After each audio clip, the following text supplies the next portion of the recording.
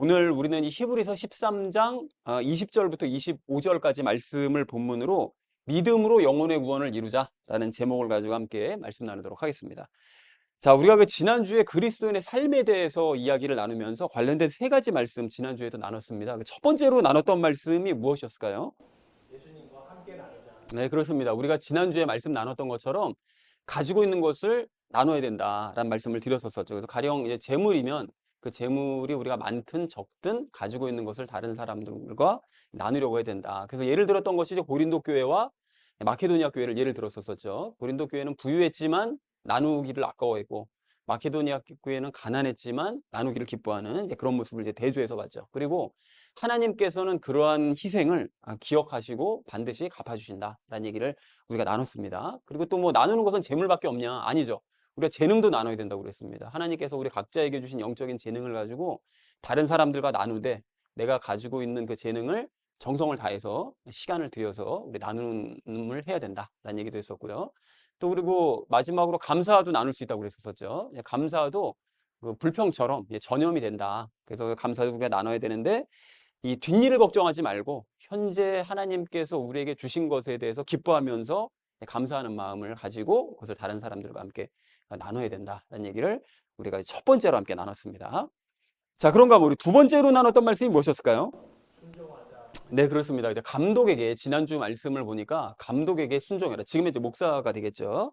자, 그래서 그 아무 그런 목사나 감독에게 순종을 해야 되는 것이냐? 그게 아니라 혼의 구원에 대해서 깨어있는 그 감독에게 순종을 해야 된다라는 얘기를 지난주에 우리가 확인을 했습니다. 그것이 로마서 13장에서 말씀하시는 그 권력자들이요. 그 아무 권력자들에게나 복종하는 것이 아니라 그가 사회의 질서와 평안을 위해서 힘쓰는 그런 권력자들에게 우리가 복종해야 되는 것처럼 마찬가지로 성도들의 혼의 구원을 위해서 힘쓰는 목사들에게는 우리가 순종을 해야 된다. 그런데 우리가 그렇게 순종을 할 때 만약에 그렇게 혼의 구원을 위해서 열심을 내는데도 순종하지 않는다 그러면 본인에게 유익될 것이 전혀 없다라는 말씀도 우리가 함께 나눴었습니다. 그래서 예를 들었던 것이 고린도 교회였었는데 고린도 교회는 마지막 순간까지 이 바울을 근심하면서 사역하게 만든 그런 교회였기 때문에 그 끝이 좋지 않았을 것이라고 우리가 다 추정된다라고 말씀을 나눴었죠. 반면에 마케도니아 교회 같은 경우에는 작았지만 또 가난했지만 끝까지 그 기쁨으로 사역하게 만드는 그런 교회였었다. 그래서 우리가 마케도니아 교회와 같은 교회를 따라가자라는 얘기를 두 번째로 우리 나눴습니다. 자, 그런가 하면 마지막 세 번째로 나눴던 말씀이 무엇이었을까요?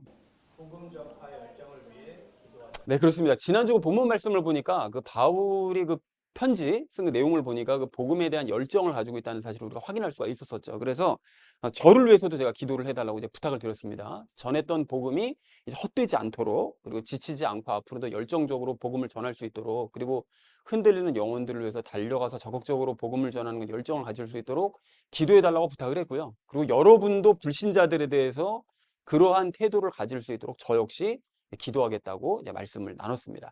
자, 그래서 사랑하는 우리 나눔 있는 교회 성도님들 모두는 나누시고 순종하시고 열정을 가지고 복음을 전파하시기 바랍니다. 그렇게 하셔서 하나님을 기쁘시게 하고 새 예루살렘을 상속받는 저 여러분 되시기를 다시 한번 주님의 이름으로 간절히 축원드립니다. 지난주에 우리 나눴던 말씀이 그 나누고 순종하며 기도하자라고 이제 말씀을 나눴다면 이번 주 말씀은 마지막인데요. 그 영혼의 구원을 이루어야 된다라고 이제 말씀을 하고 있습니다. 그래서 이번 주 주제를 이렇게 잡았는데요. 믿음으로 영혼의 구원을 이루자라는 것을 주제로 이제 각절 말씀 나누도록 하겠습니다. 먼저 20절 말씀 함께 읽도록 하겠습니다.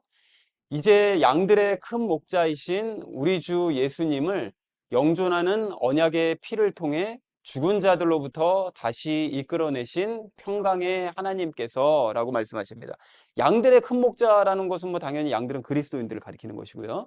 그리스도인들의 이제 목자가 되시는 우리 예수님이시다. 근데 예수님이 어떻게 하셨느냐? 그래서 하나님께서는 무엇을 하셨느냐 하면 그 영존하는 언약의 피요. 그러니까 예수님께서 인간들을 위해서 당신의 피를 흘리신 거죠.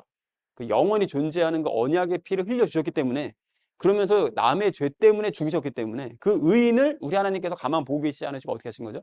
죽음으로부터 살려내신 거죠. 우리 하나님께서. 그래서 하나님께서는 예수님을 죽은 자들로부터 살려내셨는데 예수님은 이제 그런 이유로 살려내신 거고 사람들 같은 경우는 어떻게 해야 되느냐. 그리스도인들 같은 경우에는 예수님께서 그 영존하는 언약의 피를 흘리셨잖아요.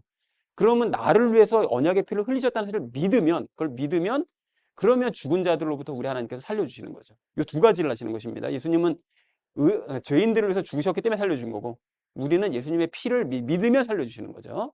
그것이 그렇게 되면 이제 영의 구원을 받게 되는 것이다. 이게 하나님께서 정하신 원칙입니다. 원칙. 자, 그래서 그 20절 말씀을 이렇게 정리할 수가 있겠는데요. 평강의 하나님께서는 그리스도인들의 큰 목자이신 예수님이 영존하는 언약의 피를 흘려주셨기 때문에 그분을 죽은 자들로부터 다시 살려내셨다라는 것이 20절의 의미가 되겠습니다. 그러니까 20절 말씀은 영의 구원에 대한 말씀이고요. 21절 말씀은 혼의 구원에 대한 말씀입니다. 그래서 이어진 21절 말씀 우리 함께 읽도록 하겠습니다. 예수 그리스도를 통해 모든 선한 일에서 너희를 완전하게 하사 자신의 뜻을 행하게 하시고 자신의 눈앞에서 매우 기쁜 것을 너희 안에서 이루시기를 원하노라. 영광이 그분께 영원 무궁토록 있기를 원하노라. 아멘. 이라고 이제 말씀하는데요. 여기 그 전반부 앞에 말씀을 보시면 우리가 20절에서 그것이 영의 구원에 대한 말씀이라고 그랬잖아요. 그래서 영의 구원을 받고 나면 이런 일을 하신다는 거예요. 21절의 말씀. 그럼 무슨 일을 하시느냐. 이게 말씀이 좀 어려운데 여러분 잘 보시면 여기 하나님께서는 그리스도인들이 하나님의 뜻을 당신의 뜻을 하나님의 뜻을 행하게 하시기 위해서 이런 일을 하신다는 거예요. 무슨 일이요? 모든 선한 일에서 완전하게 만드신다는 거죠. 이게 도대체 무슨 말이냐 이게. 말이 너무 어려운데 하나씩 여러분 살펴보시면 요 자신의 뜻이 뭐죠? 하나님의 뜻이 뭐죠? 요한복음 6장 40절이죠. 그게 뭐였었죠? 예수님을 보고 믿는 자들은 영생을 얻는다. 그 얘기였잖아요. 그거를 좀 우리가 풀어서 얘기하면 예수님의 삶을 보니 예수님의 성부 하나님과 연합해 계신다는 게 눈에 보이는 거잖아요. 그죠? 그러니까 그것을 믿고 따르면 즉 그러니까 예수님과 예수님이 연합해 계신다는 사실을 믿고 따르면 우리도 예수님과 연합해서 그분과 함께 삶을 살 수 있다는 사실인 거잖아요. 그죠? 그렇게 살는 것이 하나님의 뜻인 거죠. 그러니까 예수님과 닮은 삶을 예수님과 함께 살면서 예수님을 닮아가는 그 뜻, 그 삶을 행하게 하시고 살아내게 하시기 위해서 그러니까 예수님과 함께 살면서 예수님을 닮게 하시기 위해서 모든 선한 일에서 우리를 완전하게 하신대요. 선한 일이라는 건 여러분 잘 아시는 것처럼 예수님과 함께하는 게 선이잖아요. 그러니까 예수님과 함께하는 일에서 그 모든 일에서 그 선한 일에서 우리를 완전하게 만들어 가신다는 거죠. 그러니까 이거를 정리하면 어떻게 됩니까? 예수님과 우리가 함께 살아가는 그런 모든 삶의 순간순간을 완전한 모습으로 점점 만들어 가셔서 우리를 예수님과 닮은 삶을 살도록 만들어내신다. 이 얘기잖아요. 그죠? 무슨 얘기인지 이해가 되셨죠? 그러니까 결국 그리스도인들로 하여금 예수님 닮은 삶을 살게 만드신다는 거예요. 어떤 사람에 한해서? 앞에 20절에서 영의 구원을 받은 사람에 한해서 이렇게 혼의 구원을 이루어 가신다는 거죠. 그렇게 이해가 되셨죠? 자, 그러면 하반절 말씀은 이렇습니다. 자신의 눈앞에서 매우 기쁜 것을 이루신다는 거예요. 그럼 매우 기뻐하시는 게 뭘까요? 하나님께서. 당신의 눈앞에서 매우 기뻐하시는 거. 제일 기뻐하시는 게 뭐냐면 그리스도인들이 예수님을 결국 닮는 거죠. 그것이 기쁜 거죠. 그러니까 예수님을 닮는 것을 매우 기뻐하시는데 그거를 어디서요? 그리스도인들 안에서 이루시기를 원한대요. 그러니까 결국은 예수님을 닮은 그런 마음을 우리 안에 이루기를 원하신다는 것이죠. 그죠?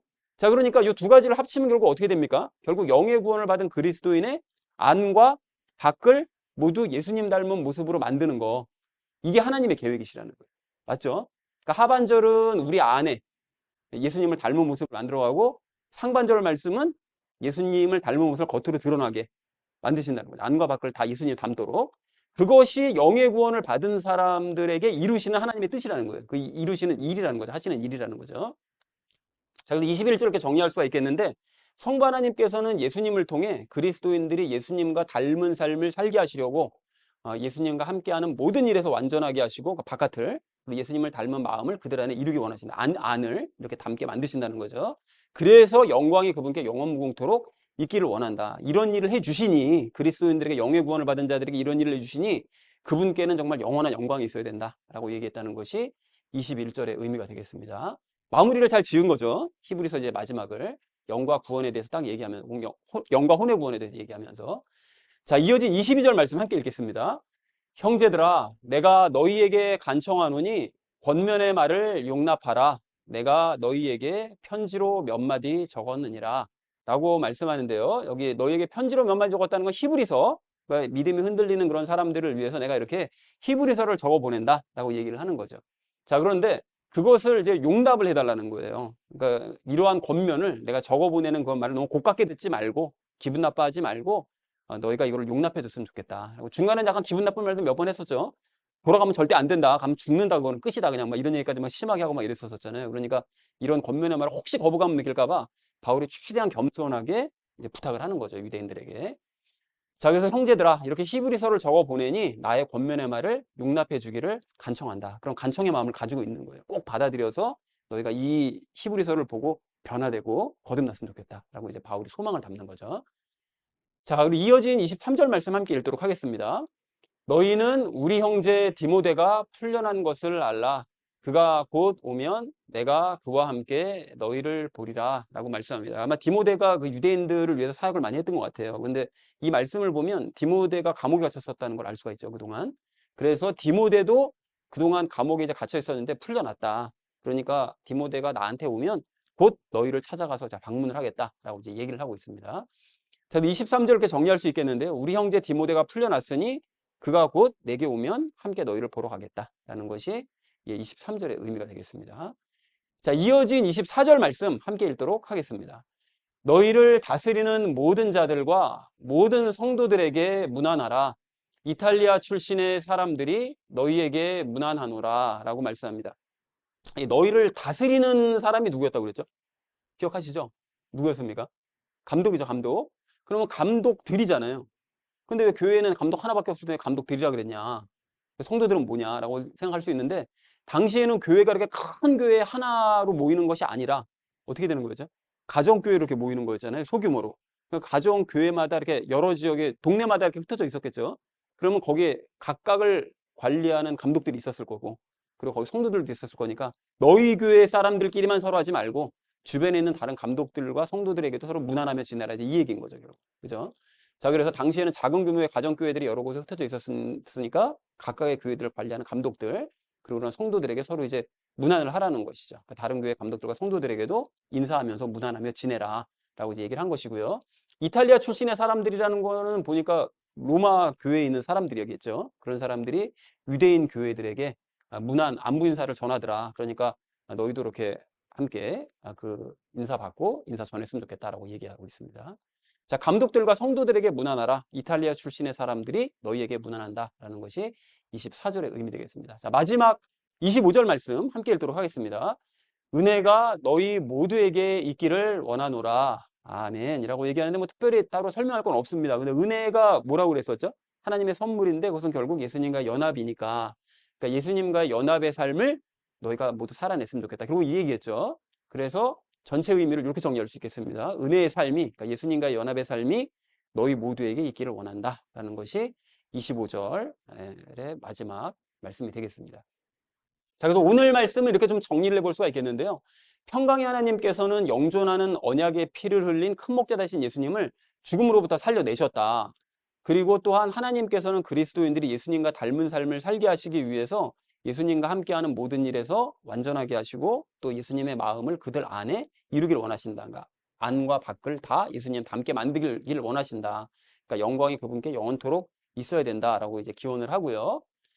자, 그래서 형제들아, 내가 보내는 히브리서의 권면의 말들을 용납해 주기 바란다. 정리하면서 얘기를 하는 거죠. 이거를 너희가 좀 봐줬으면 좋겠다라고 얘기하면서 디모데가 풀려났으니 디모데가 도착하면 함께 너희를 이제 보러 가겠다라고 디모데에 이제 안부를 전하고요. 그리고 감독들과 성도들에게 문안해라. 이탈리아 사람들이 너희에게 문안한다. 은혜가 너희 모두에게 함께 있기를 원한다라고 하면서 편지를 마쳤다는 것이 히브리서 전체의 내용이자 오늘 본문 내용 전체가 되겠습니다. 자, 내용이 크게 이제 어렵진 않은데 이제 오늘 히브리서 전체를 이제 정리를 해야 되니까요. 이제 마무리를 지으면서 우리가 오늘 본문 말씀 마지막으로 당부하는 내용과 함께 이제 세 가지 이야기를 나누려고 합니다. 첫 번째는 영혼의 구원에 대해서요. 두 번째는 영혼을 구원하는 방법에 대해서요. 구원받는 방법에 대해서. 그리고 마지막 세 번째는 믿음을 얻는 방법에 대해서 함께 말씀 나누도록 하겠습니다. 그래서 오늘의 결론이요. 믿음으로 영혼의 구원을 이루자라는 것을 주제로 나머지 말씀을 삶에 적용하면서 함께 말씀 나누도록 하겠습니다. 믿음으로 영혼의 구원을 이루어야 될 우리가 오늘 첫 번째로 함께 나눌 말씀은 인생의 목표를 알자는 것입니다. 여러분, 우리 그리스도인들의 인생 목표는 무엇이 되어야 될까요? 우리는 답을 다 알고 있죠. 답을 알고 있는데 이제 많은 그리스도인들이 사실은 그 인생의 목표가 불신자들의 목표와 별로 다르지 않습니다. 뭡니까? 뭐 출세하는 거, 성공하는 거요. 그리고 뭐 그런 것 부명의 권세 얻고 이러는 거 이게 이제 그들의 인생 목표고 뭐 목표를 좀 작게 잡더라도 뭐 좋은 학교 들어가는 거 그리고 안정된 직장 얻는 거 그리고 평안한 삶을 사는 거 노후에 뭐 평안한 삶을 사는 거 뭐 돈 걱정하지 않고 편안하게 사는 거 뭐 이런 것들을 인생 목표로 잡아요. 그리고 그렇게 되면 삶이 안정적이고 그렇게 되면 그 모든 것들이 다 하나님께 영광 돌리는 일이다. 라고까지 주장하면서 이제 그런 것들을 추구하는 것을 마땅하다고 생각한다는 것입니다. 그리고 이런 목표들을 결국 종합해서 정리해 보면 딱 세 가지로 정리가 될 수가 있는데 결국 부명의 권세예요. 그것들을 이제 많이 얻으면 그러면 하나님 앞에 이제 영광 돌리는 삶을 살 수 있다라고 생각해서 이 시대에 이 수없이 많은 교회들의 장로님들과 목사님들이 얼마나 잘 살고 얼마나 이름 떨치고 힘을 가지고 살아갑니까? 그러니까 이게 이 시대의 모습이라는 거예요. 그러나 우리 그리스도인들의 인생 목표는 이와 같은 부와 명예와 권세가 되어서는 안 됩니다, 여러분. 정말로 안 돼요. 정말로 안 되는 겁니다, 여러분. 다시 말씀드리자면 출세나 성공, 뭐 좋은 학교, 안정된 직장, 뭐 평안한 삶과 같은 이런 환경적인 조건들이 우리 인생의 목표가 되어서는 안 된다는 거예요, 여러분. 그거는 우리 인생의 목표가 될 수가 없습니다. 그러면 부와 명예와 권세를 얻을 능력이 없으니까 얻지 말라고 뭐 이렇게 꿈도 꾸지 말라고 뭐 이런 뜻으로 말씀드리는 거냐? 전혀 아니고요, 여러분. 그걸 얻고 싶으면 방법은 얼마든지 있어요. 방법이 있습니다. 성경에서도 심지어는 그 방법을 말씀하고 계세요. 부명의 권세를 얻고 싶으면 어떻게 되느냐? 어디서 얘기하시죠? 마태복음 4장에서 말씀하시죠? 마태복음 4장 9절에서 이렇게 말씀하십니다. 네가 만일 엎드려 내게 경배하면 내가 이 모든 것을 내게 주리라. 사탄에게 엎드려서 경배하고 사탄과 손잡으면 부명의 권세는 그냥 얻을 수 있어요. 분명히 약속하시잖아요. 약속하시는 게 아니라 약속하잖아요, 걔가. 그죠? 나에게 엎드려 경배하면 다 주겠다. 약속하잖아요. 그러니까 부명의 권세를 얻겠다라고 하는 것은 다른 말로 얘기하면 사탄에게 경배하고 사탄과 손잡겠다는 얘기인 거예요. 분명하죠? 그래서 예수님께서는 그래서 그걸 단호하게 거부하신 겁니다. 그 사탄이 시험할 때 그 세 가지를 그 세 가지 시험이 그 부명의 권세에 대한 시험이라고 그랬잖아요. 그래서 예수님은 단호하게 거부하신 것인데 예수님을 믿는다고 하는 기독교인들이 지금 그걸 열심히 따르고 있으니 지금 이게 문제가 되는 거예요. 부명의 권세를 그렇게 열심히들 따르니까. 그래서 그리스도인은 부명예의 권세를 이래서 추구해서는 안 되는 것이고 추구하고 싶은 마음을 가져서도 안 되는 겁니다, 여러분. 그리고 그렇기 때문에 부명의 권세를 좋아하고 따르는 교회들과 목사들은 지금 누구에게 경배하고 있고 누구와 손잡고 있는 것인지도 우리는 분명하게 꿰뚫어 봐야 된다는 거죠. 너무나 명백한 거라는 거예요, 성경적으로. 물론 우리가 예수님을 바르게 믿기 전에는 과거에는 우리도 부명의 권세를 인생의 목표로 삼은 적이 있었었죠. 근데 그거는 몰랐을 때니까 그랬었던 것이고 이제는 알았기 때문에 우리는 사탄과 완전히 손절을 하고 그리고 새로운 인생의 목표를 가져야 된다는 것입니다. 그러면 그 새로운 인생 목표가 뭐냐? 그게 뭡니까, 여러분? 그게 뭐냐 하면 영혼 육의 구원을 받는 게 우리 인생의 새로운 목표가 돼야 된다는 거예요. 영혼 육의 구원을 받는 거. 그리고 그 중에서 우리가 제일 먼저 받아야 되는 게 뭐냐 하면 뭐죠? 영의 구원 받아야 되죠. 바로 그겁니다. 그것이 우리 인생의 첫 번째 목표가 되어야 되는 거예요. 영의 구원 받는 게. 자, 그런 의미에서 그러면 영의 구원을 받으려면 어떻게 되느냐? 영의 구원을 받는 방법이 뭡니까? 그게 오늘 20절에 기록되어져 있죠, 여러분. 뭐라고 되어 있죠? 하나님께서는 인간들을 위해서 영존하는 언약의 피를 흘려주신 우리 예수님을 죽음으로부터 건지셨는데 그러한 예수님께서 우리를 위해 흘려주신 그 영존하는 언약의 피를 믿으면 그걸 믿으면 우리도 역시 영이 죽었다가 살아나는 거죠. 부활하는 거죠. 그래서 우리가 구원을 받을 수, 영의 구원을 받는 것이다. 라고 말씀을 하고 계시더라는 거예요. 그러니까 좀 더 정확하게 말씀드리자면 우리 다 알고 있으니까요. 뭐 히브리서를 정리하면서 얘기를 해보자면 예수님께서 우리를 위해 피를 흘려주셨다는 사실을 믿으면 그러면 우리 영에 붙어있던 죄가 어떻게 된다고요? 분리가 되죠. 그러면은 분리가 되면 영은 죽죠. 죽으면 성령님께서 우리 안으로 오셔서 그 죽은 영을 살리시고 연합하심으로 말미암아 이게 성령님 세례받는 거잖아요. 그래서 영이 죽었다가 살아나기 때문에 이게 거듭난다고 얘기하는 것이고 그리스도인들이 거듭났다라고 얘기하는 게 영이 거듭난 것입니다. 거듭난 것이고 이것이 영의 부활인 것이죠. 네, 정리가 되시죠? 자, 이렇게 우리가 계속 나눠왔던 얘기입니다. 자, 그런데 이걸 믿지 않으면 그럼 어떻게 되는 거죠? 나는 지금 영의 구원을 받지 못한 것이고 그렇게 되면 나는 신앙생활을 지금 시작하지도 못한 것이고 사실은 지금 나는 무늬만 그리스도인인 사람이 되는 것이죠. 네. 그러니까 이게 안 믿으면 자, 그러면 영의 구원을 받았다는 사실을 내가 받았다는 사실을 어떻게 하면 알 수 있다고 그랬느냐? 어떻게 하면 알 수 있다고 그랬죠? 내 인생이 영의 구원을 받은 것을 시점으로 이전과 이후의 삶이 완전히 달라진다고 그랬죠. 삶이 완전히 변화가 됩니다. 삶 자체가 완전히 사람이 달라지고 행동도 완전히 달라지고 생각도 완전히 달라지는 거죠. 영의 구원을 받은 그 기점으로. 그리고 영의 구원을 받으면 인생을 보는 관점도 달라집니다. 그래서 방금 말씀드렸던 것처럼 과거에는 부와 명예와 권세를 위해서 열심히 달려가고 그것이 인생의 전체의 목표였었는데 그것에 목매달리는 삶을 살았었는데 이제는 그런 것들에 더 이상 집착하지 않을 뿐만이 아니라 그것을 하찮게 여겨요. 부명의 권세가 정말 우습다. 이까짓 게 뭐라고 이게. 이런 시각을 갖게 되면 이게 영의 구원을 받은 사람인 거죠. 변화된다는 거예요. 그렇게. 그러니까 영적인 것들을 그리고 더 귀하게 여기는 거죠. 그런 것들을 얻는 게 아니라 예수님을 내가 닮는 그런 작은 모습들, 내가 삶 가운데서 감사하는 이런 모습들, 이런 거 발견할 때마다 그게 너무 귀하게 느껴지는 거예요. 그게 너무 감사하고. 자, 그러니까 스스로의 상태를 여러분 우리가 확인해 봐야 됩니다. 나는 예수님께서 나를 위해 대신 피 흘려주셨다는 사실을 믿습니까? 그래서 나는 부와 명예와 권세에 대한 욕심을 정말로 다 버렸나요? 그래서 이전과는 완전히 다른 가치관을 살고 있습니까, 여러분? 또한 구원받은 것으로만 기뻐하고 감사하면서 새 예루살렘 들어갈 것만 소망하면서 나머지 인생의 삶을 준비하는 데 사용하고 있느냐는 것입니다. 그러니까 이것들을 여러분 확인하고 영의 구원을 받았다는 사실을 확신하는 우리 모두가 되기를 간절한 마음으로 소망합니다. 자, 그리고 이렇게 영의 구원을 받으면 그 이후로는 이제 천국에 갈 때까지 계속해서 혼의 구원을 이루어 가야 되는데요.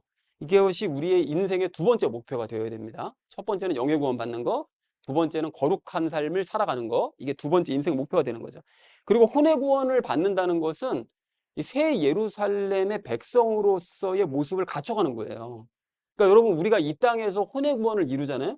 그럼 그 모습으로 그대로 새 예루살렘 가서 사는 겁니다. 그거보다 사실은 더 좋아지긴 하겠죠. 죄가 완전히 없어지니까. 그러니까 우리가 이 시대에서 이 땅에 살 때 그 모습을 반드시 갖춰야 되는 거예요. 만약에 우리가 거룩한 모습이 있지 않고 좀 더러운 모습들이 남아있다. 이러면 새 예루살렘 가서 그런 데 가서도 막 그냥 사람들이랑 싸움질이나 하고 막 욕하고 그냥 막 이렇게 살 수는 없잖아요. 그죠? 그러니까 그런 모습을 갖춰 가야 되는 거죠. 근데 정말로 감사한 일이 뭔가 하면 영의 구원을 받은 사람은 혼의 구원이 예정이 돼 있다는 거예요. 여러분 그래서 그 로마서 8장 29절을 보면 이렇게 말씀하십니다. 그분께서는 자신이 미리 아신 자들을 또한 예정하사 자신의 아들의 형상과 같은 모습이 되게 하셨나니 이렇게 말씀하세요. 여기서 미리 아셨다는 것은 영이 아까 전에 뭐라고 그랬었죠? 성령과 연합한다고 그랬죠? 성령님과 연합하면 성령님께서는 하나님의 깊은 것을 다 알고 계신 분이라고 로마서에서 말씀하시잖아요. 그러니까 하나님께서 성령님과 통하시는 거잖아요. 그죠? 성부 하나님이. 그러니까 우리가 성령님과 연합하면 우리를 다 아시는 거죠. 성령님의 모든 것을 다 아시니까 연합한 우리의 모든 마음과 우리의 모든 것을 다 미리 아시는 거죠. 그렇게 미리 아신 자들을 어떻게 하신다고요? 그 사람들을 예정을 하셔서 예수님과 같은 모습이 되도록, 그러니까 닮도록 만드신다. 그 예정에서 그렇게 나아가신다. 닮도록 예정을 해두시고 그렇게 만들어 가신다는 거예요. 자, 그리고 또한 오늘 21절 말씀도 여러분 잘 보시면 아까 설명드렸던 것처럼 하나님께서는 예수님을 통해서 영의 구원을 받은 그리스도인들의 안과 밖을 모두 어떻게 만드신다고요? 예수님을 닮은 사람을 만드신다고 얘기를 했잖아요. 그러한 열심을 가지고 있다는 것을 알 수 있는 거예요. 그러니까 그렇기 때문에 일단 영의 구원을 받으면 혼의 구원은 비교적 쉽다는 얘기가 아니라 비교적 이 받기가 수월하다라는 사실을 우리가 확인할 수 있다는 거죠. 예정도 돼 있고 하나님께서 열심도 내시고 그러니까 순리대로 흘러가는 거예요. 그러니까 비교적 수월하게 받는 거죠. 자, 그러니까 그렇게 되면은 뭐 혼의 구원은 걱정할 필요가 없겠네라고 낙관적으로 생각하실 수도 있으나 이게 무작정 좋아하실 일이 아닌 것이 무엇인가 하면 이걸 거꾸로 생각해 보잖아요. 그럼 하나님께서 의지를 가지시고 우리를 예수님 닮도록 예정한 대로 만들어 가시는데 시간이 오래 흘렀음에도 불구하고 내가 예수님을 닮은 모습이 없어요. 안 나타나요. 그러면 이게 좋아할 일이 아니라 걱정해야 될 일인 거죠. 아니 하나님께서 예정도 해두시고 열심도 내시는데 왜 나는 닮은 모습이 안 나타나? 이렇게 되면은 뭘 걱정해야 되는 거죠? 내가 영의 구원 받은 게 아닐 수 있거나 이게 이거를 우리가 걱정을 해야 된다는 것입니다. 도리어. 그러니까 이게 꼭 확인을 해봐야 된다는 거예요. 꼭 내가 영의 구원 받은 게 맞는지. 자, 그런데 우리가 확인한 결과 영의 구원을 받은 게 맞아요. 맞는 것 같은데 열매가 뭔가 맺히는 것 같긴 하지만 이게 좀 확실하게 맺히는 것 같지 않고 좀 항상 작은 것 같아요. 뭔가 거룩한 모습으로 변해가는 것 같기도 하고 예전과는 달라진 것 같기도 한데 이게 확실하지 않고 이럴 때는 이게 왜 그런 것이라고 그랬습니까? 누구의 방해 때문에? 죄의 방해 때문에 그런 것이라고 그랬었죠. 그래서 우리가 나머지 인생 중에 힘써야 될 일이 무엇인가 하면 부명의 권세를 얻기 위해서 힘을 써야 되는 것이 아니라 죄와 싸우는 일에 힘써야 되는 것이고, 내가 예수님을 닮은 거룩한 모습이 나타나느냐 안 나타나느냐 이것을 살펴보는 일에 더 힘써야 된다는 것입니다. 그것이 우리가 이 땅에서 인생 후반전을 살아갈 때 힘써야 될 일이고 새로운 목표가 되어야 된다는 것이죠. 사랑하는 우리 나눔 있는 교회 성도님들 모두는 영의 구원을 받았는지 여러분 확인하시고 혼의 구원을 이루기 위해 힘쓰는 성도님들 되시기를 간절히 소망합니다. 그렇게 인생의 목표를 분명하게 설정하시고 그 일을 위해서 힘쓰셔서 안팎으로 예수님을 닮아가는 저와 여러분 되어지시기를 주님의 이름으로 간절히 축원드립니다. 믿음으로 영혼의 구원을 이루어야 될 우리가 오늘 두 번째로 나눌 말씀은 영혼이 구원받는 방법을 알자는 것입니다. 여러분, 그 앞에서 우리가 영혼 구원이 우리 인생의 목표가 되어야 된다라고 이제 말씀을 나눴는데요. 근데 잘 아시는 것처럼 영과 혼의 구원은 모두 뭘로 받죠? 무엇으로 받을 수 있죠? 믿음으로 받죠? 예, 믿음으로 받습니다. 그래서 그 히브리서에서 우리가 계속 나눠왔었고 적용 1에서도 잠깐 얘기를 했었어요. 그죠? 예수님께서 우리를 위해 피를 흘려주셨다는 사실을 믿으면 그럼 영의 구원을 받는다. 이제 말씀을 드렸단 말이죠. 자, 그런 의미에서 이제 영의 구원을 받으려면 무엇을 믿어야 되느냐라고 얘기하면 분명히 얘기해야 됩니다. 그죠? 예수님께서 나를 위해 피를 흘려주셨다는 사실을 믿으면 우리 영의 구원을 받는다. 이렇게 되는 거죠. 그러면 좀 더 근본적인 원리로 들어가세요. 아니, 그런데 믿기만 했는데 그럼 어떻게 영이 구원이 되는 거냐? 믿는다는 어떤 뭐 행위는 아니지만 어쨌든 믿었는데 믿으면 어떻게 자동적으로 영이 죄와 분리가 되고 구원을 받을 수 있는 것이냐 이런 질문을 할 수가 있는데 여러분 이건 좀 험할 수도 있지만 예수님께서 피를 흘리셨다는 사실을 우리를 위해 피를 흘리셨다는 사실을 믿으면 영이 구원받는 것은 그냥 하나님께서 정해놓으신 원칙입니다. 그러니까 이게 가령 예를 들자면 과거에 동물 제사를 썼었을 때 동물에게 안수하고 자기 죄를 고백한 후에 안수하고 동물을 잡아 죽이면 자기 죄가 사함받는다는 사실을 그냥 믿은 거잖아요. 그럼 믿으면 실제로 하나님께서 어떻게 하셨죠?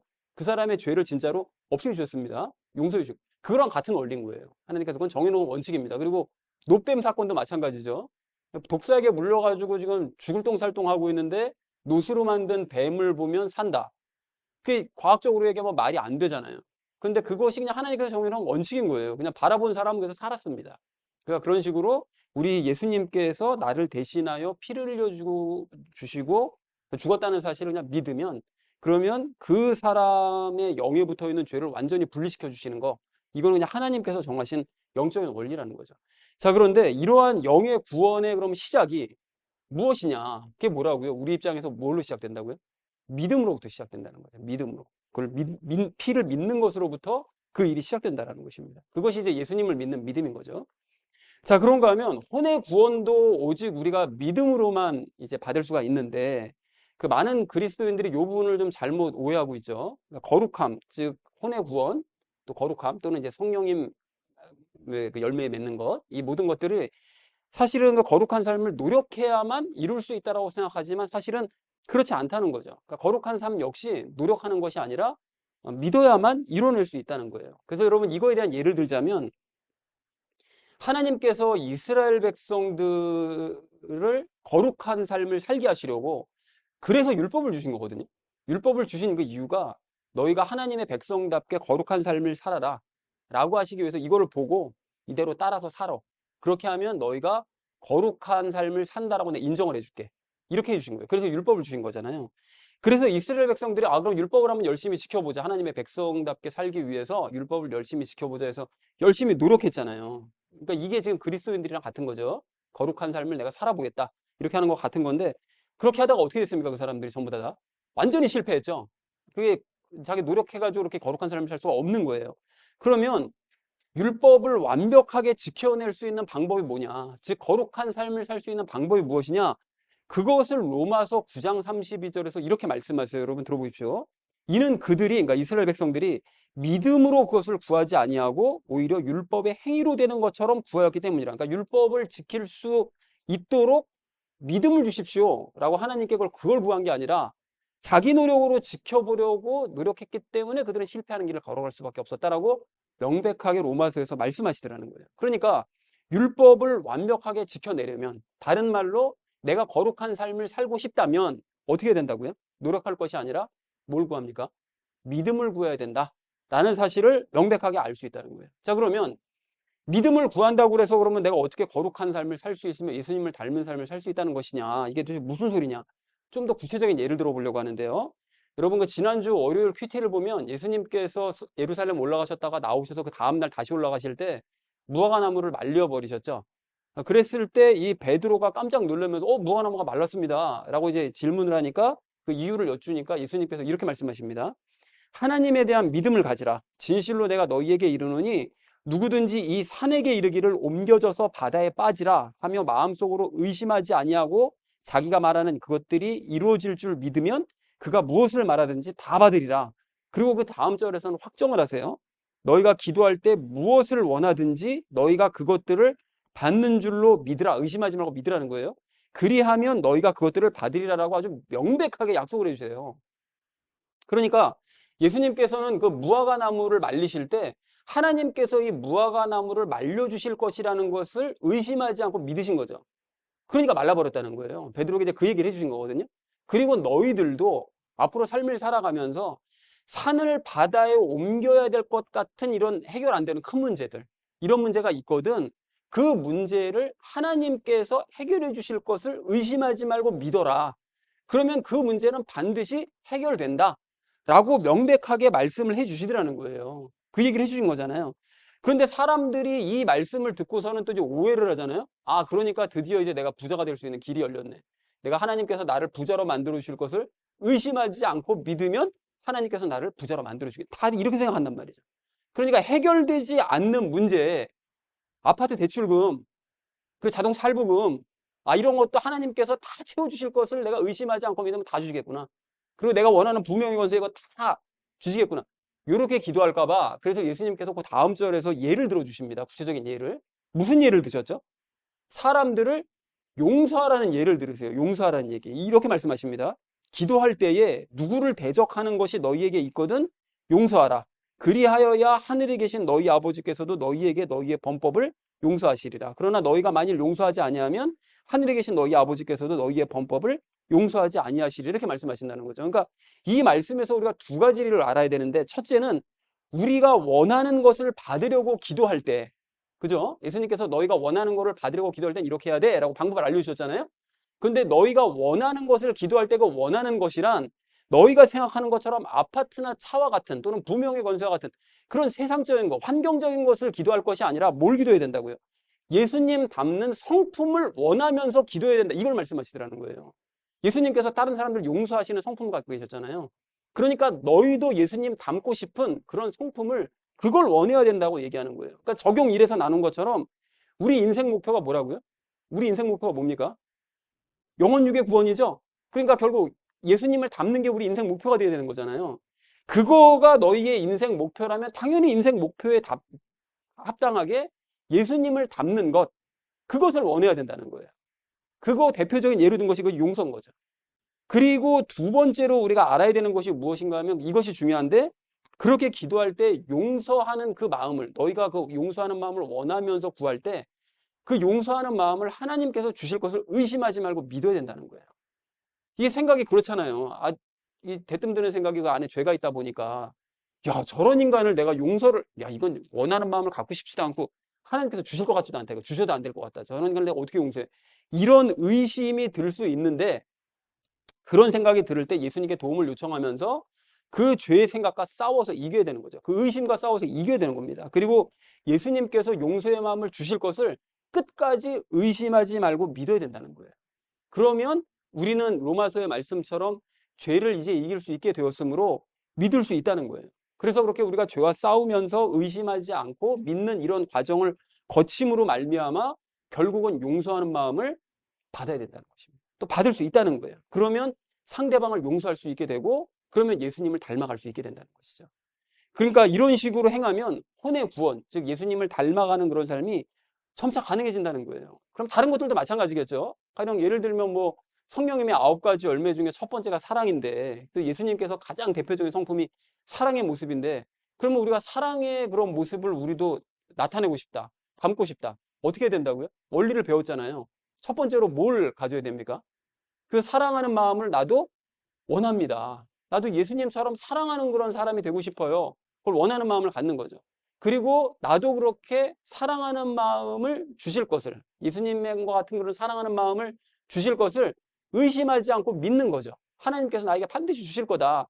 그거를 믿으면 그 사랑하는 마음을 가질 수가 있고 나아가서 혼의 구원을 점차 이루어갈 수 있는, 그러니까 예수님을 점차 닮아가는 삶을 살 수 있게 된다는 것입니다.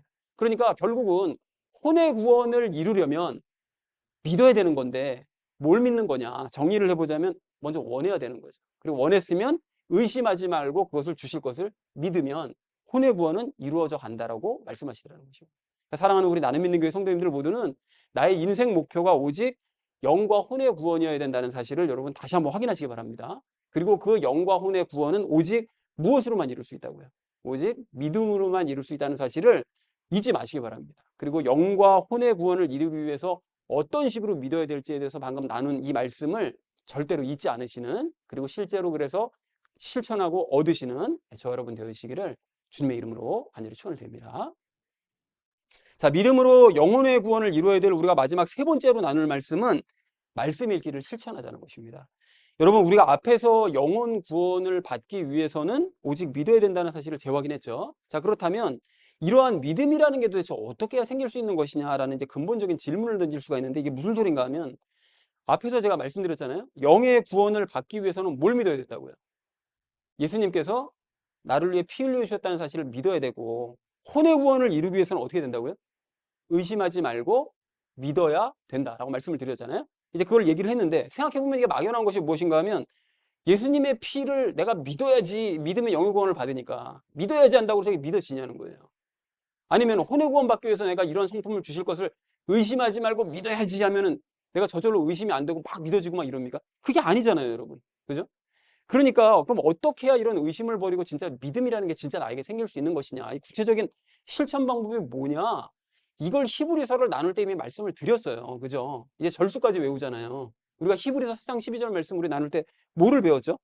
말씀을 읽어야 된다고 그랬죠? 그것이 무엇이었습니까? 구절이 하나님의 말씀은 살아있고 권능이 있으며 양날 달린 어떤 검보다 예리하여 혼과 영과 및 관절과 골수를 찔러 둘로 나누기까지, 이렇게 말씀하시잖아요. 그러니까 하나님의 말씀은 권능이 있어서 우리의 영과 혼과 육신을 찔러 쪼개신다. 그러니까 우리의 영에 붙어있는 죄도 찔러 쪼개실 수 있다. 이걸 우리 나눈 거잖아요. 그러니까 성경 말씀을 매일 반복해서 읽게 되면 그 말씀이 우리 영에 붙어있는 죄를 계속해서 찔러대고, 그래서 죄가 균열이 생기기 시작한다라는 걸 여기 그때 그림까지 그려가면서 설명했던 거 기억나세요? 기억나시죠? 그렇게 설명까지 했었었는데 결국 그러다가 죄가 계속해서 말씀을 읽으면 죄가 완전히 깨뜨려지게 되고, 깨뜨려지면 믿음을 가질 수 있는 상태가 되는 거예요, 영이. 그러면 그때 이제 믿게 되면 죄와 완전히 분리되고 성령님과 연합할 수 있게 되는 것이다. 그래서 영의 구원을 받는 것이다. 라는 것을 말씀을 드렸죠. 그러니까 결국 말씀을 읽어야, 적용 3에서 지금 말씀드리고 있는 거죠.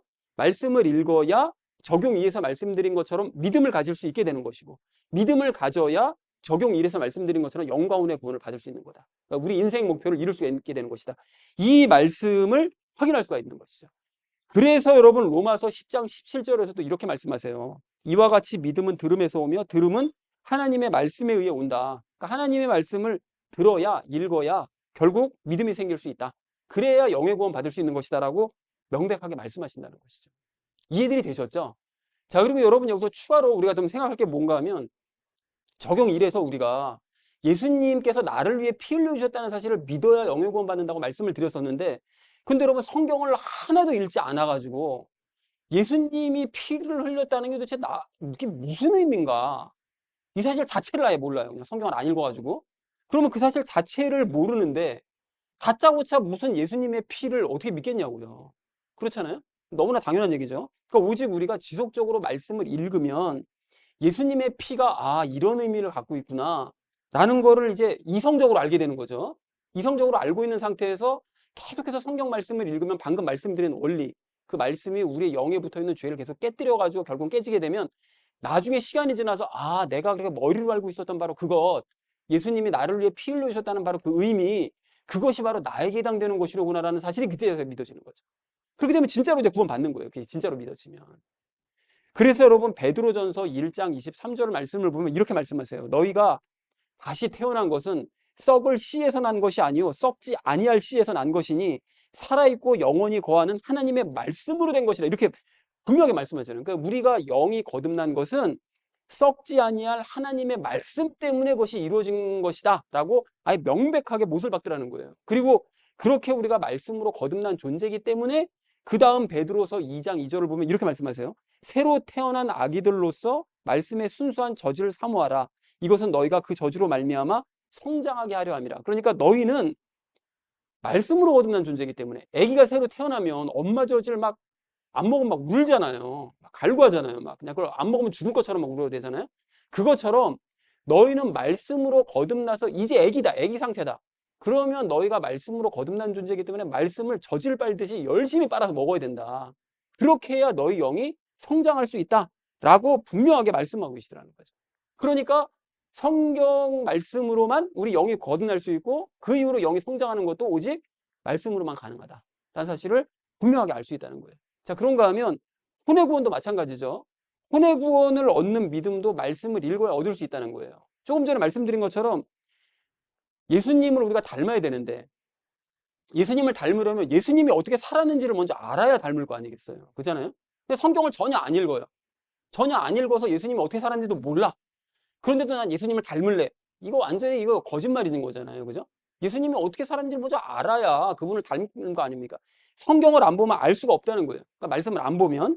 자, 그러니까 읽어야 된다는 거예요. 그런데 예수님의 삶을 우리가 이렇게 알게 됐어요. 아, 이런 삶을 살았구나. 그래서 알게 됐는데 우리가 예수님을 닮으려고 그러면 믿어야 된다고 그랬으니까. 믿으려고 해도 우리 육체 안에 남아있는 죄가 자꾸 방해를 하니까 이게 안 믿어지는 거잖아요. 자꾸 의심이 들고. 나 예수님처럼 내가 살 수 있나? 못 살 것 같잖아요. 자꾸 의심이 들기 때문에 그럴 때 어떻게 된다고요? 지속적으로 성경 말씀을 읽으면 그 말씀이 계속해서 우리 육체 안에 남아있는 죄를 계속 찌르시니까. 그래서 죄가 약화되니까, 즉 의심이 약화되니까, 불신이 자꾸 약화되니까 결국은 내가 예수님을 닮을 수 있다는 사실을 의심하지 않고 믿는 아까 전에 그 마가복음 말씀, 그 말씀이 실제로 내 안에서 이루어질 수 있다는 거죠. 그렇게 되면 예수님을 점차 닮아갈 수 있게 되는 거예요.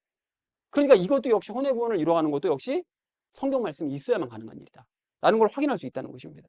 자, 그러니까 하루하루 말씀을 읽는 그 작은 실천이 나의 영도 구원하고 혼도 구원해내는구나, 이 중요한 일을 이뤄낼 수 있구나라는 사실을 확인할 수 있다는 것입니다. 자, 그러므로 오늘 히브리서 말씀을 마치면서 종합 정리를 하면서 우리 모두가 여러분 분명하게 기억하고 실천하기 원합니다. 여러분 매일 말씀을 읽는 우리가 되잖아요.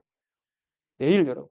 그러나 그럼에도 불구하고 나 정말 읽기가 너무 힘들어요. 성경이 너무 읽기도 힘들고 이게 어려워가지고 관심도 안 가고 읽기가 힘들어요. 그러면 여러분 이렇게 생각해 보시기 바랍니다. 제가 그 지난 주 중에 어떤 분이 그 목사님인지 누군지 뭐 모르겠어요. 근데 그 말하는 걸 한번 본 적이 있는데 많은 그리스도인들의 결정적인 문제가 뭐냐면 예수님을 잘 알고 있다고 생각하지만 사실은 아는 게 없다는 거예요. 따지고 보면 자기를 본인은 뭐 잘 알고 있다고 생각을 하는데 따지고 보면 예수님에 대해서 알고 있는 게 거의 없다는 거예요. 거의.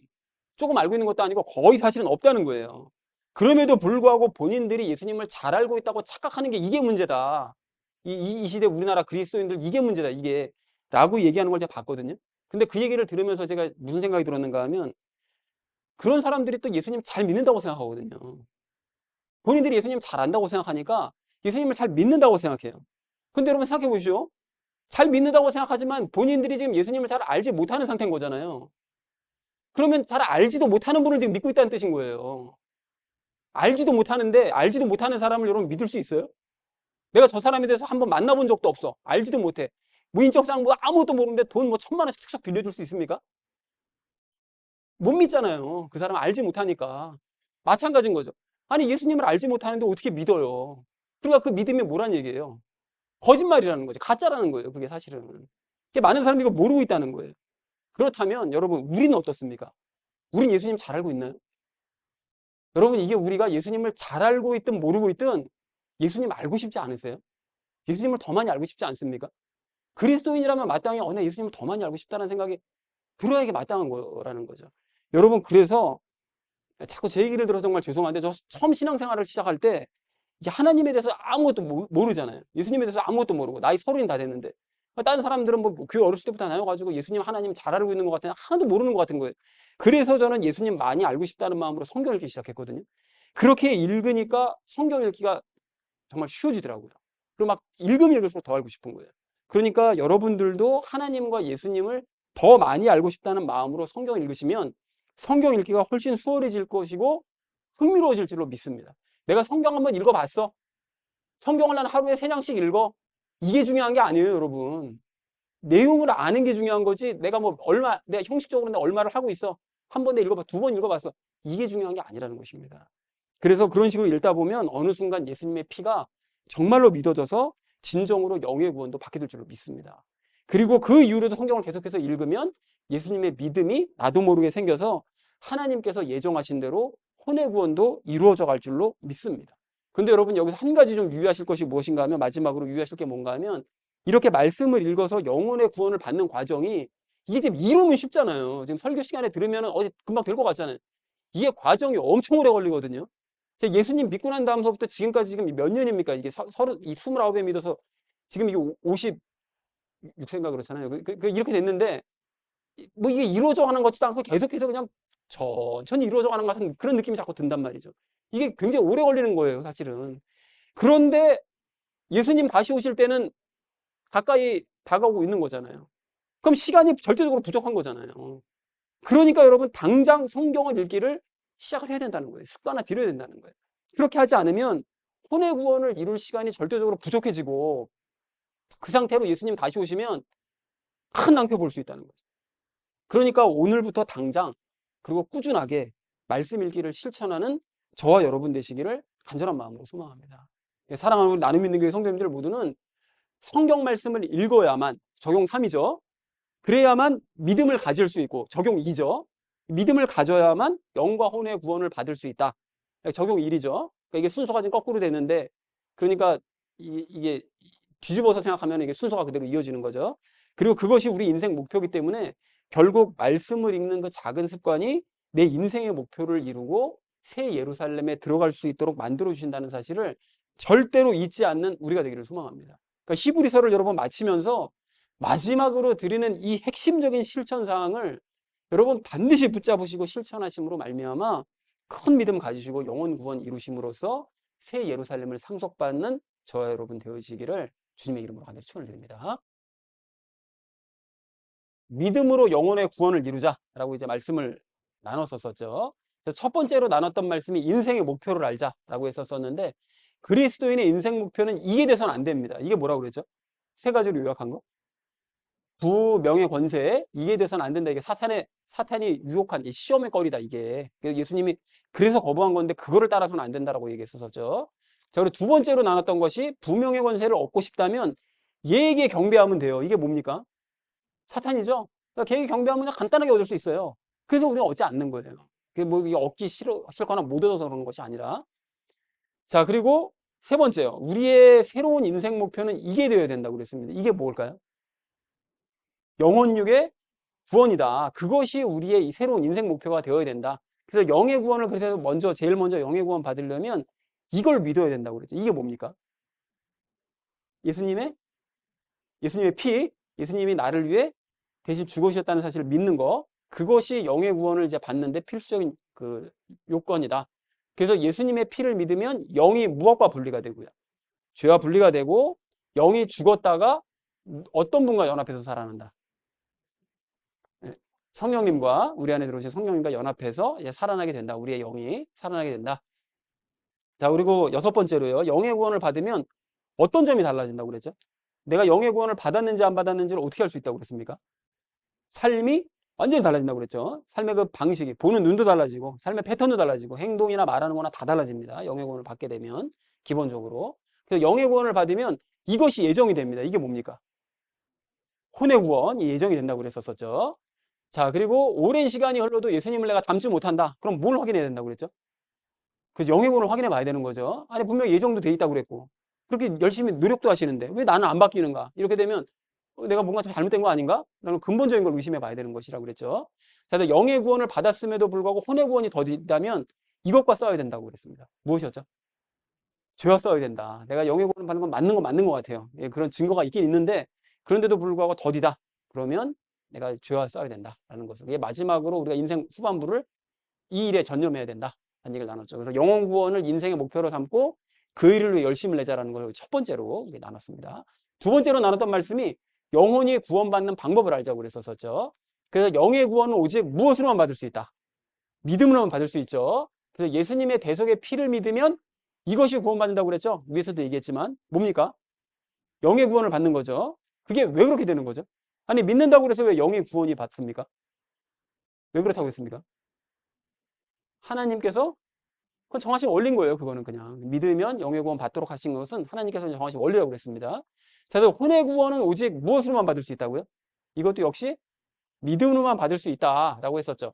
그래서 무엇이든지 원하는 것을 우리가 받으려면 뭘 해야 된다고 그랬습니까? 뭘 해야 된다고 그랬죠? 마가복음에서 말씀하셨죠? 너희가 산을 바다에 빠뜨리는 것 같은 그런 일을 갖다 원한다면 어떻게 해야 된다고요? 믿어야 되죠? 그 전에 뭘 해야 된다고요? 어? 의심하지 말고 믿어야 된다. 의심하라는 게 죄를 경계하신 거잖아요. 죄를 너희가 누르고 그리고 믿어야 된다. 그냥 믿는다고 해서 믿어지지 않으니까 의심하지 말고 믿어야 된다. 이걸 얘기하셨죠. 자, 그래서 무엇이든지 원하는 것을 받을 수 있다면 우리는 뭘 원해야 된다고요? 아싸 아파트, 아싸 차다. 뭐 이렇게 이게 아니죠. 뭡니까? 뭘 원해야 된다고요? 그래서 영혼 구원인데 그 전에 누구를 닮기 위한 예수님을 닮기 원하는 그것을 원해야 된다. 그렇게 되면 바뀌는 거죠. 그것이 영혼 구원이기도 하고요. 그 미운 사람을 용서하기 위해서 우선적으로 해야 될 일이 뭘까요? 제일 처음에 첫 번째, 두 번째를 아까 나눠서 말씀드렸는데 미운 사람이 있어요. 걔 용서하고 싶어요. 그러면은 뭘 먼저 우리가 해야 될 일이 뭔 거죠? 원해야 되는 거죠. 뭘 원합니까? 그 사람을 용서하기를 원해야 되는 거죠. 먼저 그걸 원해야 되는 거예요. 그건 우리가 해야 될 일입니다. 저 사람을 용서하기를 원합니다. 이게 참 힘든 과정인데 그걸 먼저 원해야 돼요. 그리고 난 다음에 원하고 난 다음에 용서하는 마음을 받고 싶어요. 그럼 어떻게 된다고요? 그것을 그 마음을 주실 것을 어떻게 하라고요? 의심하지 않고 믿는 거죠. 그러면 용서하는 마음을 주시는 거예요. 그러면 그 사람 용서할 수 있습니다. 안 그러면 우리 힘으로 절대로 안 됩니다. 노력해서 되는 문제가 아니에요. 용서하는 게 될 문제가 아닙니다. 그러니까 먼저 원하고 쉽지 않은 과정이 원하고 의심하지 말고 믿는 거예요. 그럼 그 마음을 주시는 거죠. 자, 그러면 위의 원리에 따라서 예수님을 닮기 위해서 사랑하려면 어떻게 되느냐? 똑같죠? 사랑한도 저 사람을 사랑하기를 원하는 마음을 가지고 그러면 저 원하니 예수님 주십시오. 주실 것을 의심하지 말고 믿겠습니다. 라고 하면 주시는 거죠. 이런 사람이 이렇게 순종하는 사람이 결국 어떻게 된다고요? 예수님 닮는 거예요. 그런데 아예 나는 저 인간 나는 용서하지 않을래요. 난 저 인간 사랑하지 않을래요. 이렇게 거부하면 예수님 영원히 못 닮는 거죠. 그러니까 그걸 원하고 의심하지 말고 믿어야 됩니다. 그러면 그 일이 이루어진다. 약속해 주셨으니까 반드시 됩니다. 자, 그래서 오직 믿음으로 그래서 영혼의 구원을 이루자라는 것이 두 번째 나눴던 얘기였습니다. 자, 마지막 세 번째 나눴던 것이 말씀 읽기를 실천하자 했는데 영혼 구원을 위해서 우리가 믿어야 되는데 이것 때문에 믿기 어렵습니다. 이게 뭡니까? 죄 때문에 믿기 어렵죠. 자, 그래서 말씀을 읽으면 예수님의 피를 믿는 믿음을 가질 수가 있는데 어떻게 그런 일이 가능하다고요? 우리가 성경 말씀 읽는다고 해서 어떻게 예수님의 피를 갑자기 믿게 되느냐? 그 말씀이 어떻게 하기 때문에요? 우리 안에 있는 죄를 찔러서 쪼개기 때문에 그래서 죄가 분리가 되기 때문에 결국은 말씀을 믿는 거예요. 구체적인 영적인 원리를 말씀드린 거죠. 그 일이 가능하다.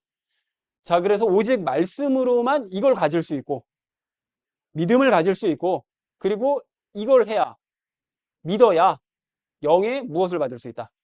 구원을 받을 수 있다. 라고 이제 말씀을 드렸었죠. 그래서 말씀을 읽어야 또한 예수님의 무엇을 알 수 있고 예수님의 이 모습, 삶을 알 수 있고 그것을 알아야 예수님을 어떻게 할 수 있다고요? 닮을 수 있는 거죠. 일단 알아야. 자, 그런데 그렇게 죄의 방해 때문에 예수님을 닮기 어려워서 그 삶을 알아도 닮으려고 그러면 어렵잖아요. 그죠? 그래서 어려움으로 역시 이거를 읽어서 말씀을 읽어서 죄를 어떻게 해야 된다고요? 죄를 약화시켜야 됩니다. 약화. 우리 그 육신 안에 남아있는 죄를 약화시켜서 자꾸 그 믿음을 가질 수 있도록 의심하지 않도록 해야 된다는 것이죠. 자, 그래서 하루하루 이것을 읽는 작은 실천이 영과 혼을 구원하는 거예요. 뭐를 읽는? 성경을 읽는, 말씀을 읽는 작은 실천이 여러분 이거 절대 잊으면 안 됩니다. 그 작은 실천이 여러분 매일 하시는 그 큐티 한 절이 매일 하시는 그 큐티 몇 절 때문에 여러분 영과 혼이 사는 거예요. 안 하면 죽는 거예요. 그거에 갈리는 거예요. 그게 순종하느냐 안 하느냐에 따라서 너무 중요한 얘기인 겁니다. 자, 그래서 성경을 적극적으로 읽기 위해서 우리가 가져야 될 마음이 무엇이라고요? 재밌게 열심히 읽으려면 우리가 무슨 마음을 가져야 된다? 누구를 알고 싶어 하는, 예수님을 알고 싶어 하는 그 마음 가지고 성경 읽으면 성경 읽기가 달라집니다, 여러분. 그러니까 그 마음을 가지고 읽어야 되는 거죠. 그래서 시간이 오래 걸리고 남은 시간이 없기 때문에 지금 당장 성경 읽기를 실천하자라는 것이 오늘 나눴던 말씀 되겠습니다. 그래서 사랑하는 우리 나눔 있는 교회 성도님들 모두는 영혼 구원을 인생의 목표로 여러분 삼으시기 바랍니다. 그리고 그 일을 이루시기 위해서 뭘 해야 된다고요? 날마다 성경을 읽으시고요. 그래서 인생의 목표를 이루어 가시는 저 여러분 되시기를 주님의 이름으로 간절히 축원드립니다.